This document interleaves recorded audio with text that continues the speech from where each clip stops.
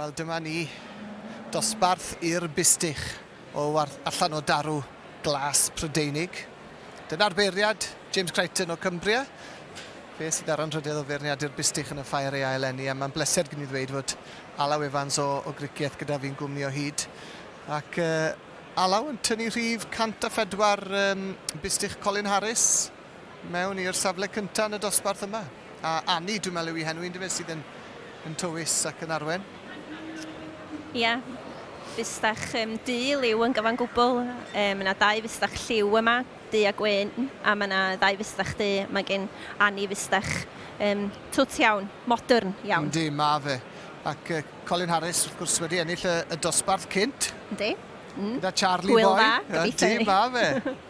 A'r Bustach yma yn pwyso 640 kg. Mae'r pwysau perffaith yn dweud. Yndi, ac yn edrych yn dwt efo fe hefyd.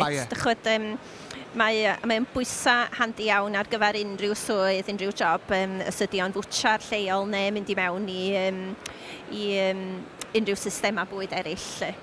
Mae'n Bustach hardd iawn ar y teg, a gan i jyst neu siŵr bod e'n y lle cywir. Ac fe ni sgwrsio'n do chydig bach fyna yn ystod y saib rhwng y dosbarthiadau. Sôn am y profiadau ges di'n ferch fach yn mynd gyda dy dad a'r teulu i gystadlu yn y ffair ond yn Smithfield ac yn y blaen. Atgofion melys ac hapus iawn, Alaw. O, yndyn. Dwi'n ffodus iawn o wedi medru cael byw yr cyfnod yno efo dad ta oedd o yn arddangos yn Smithfield, a dwi'n meddwl bod yna unrhyw sioe sy'n cymharu â hi, ond eto mae gennym ni sioe arbennig yn fan hyn yn y ffair ia hefyd, ond dwi'n falch iawn bod fi medru dweud bod fi wedi bod yn Smithfield ag yn Earls Court yn dod. Ac y llwyddiant gisoch chi hefyd, wyt ti'n cofio hynny neu o ti rhy fanc falle cweit i gofio? Mae gennau go plentyn o fynd lawr ar y tren nos i Llundain flwyddyn enillio dad y Supreme yn 88.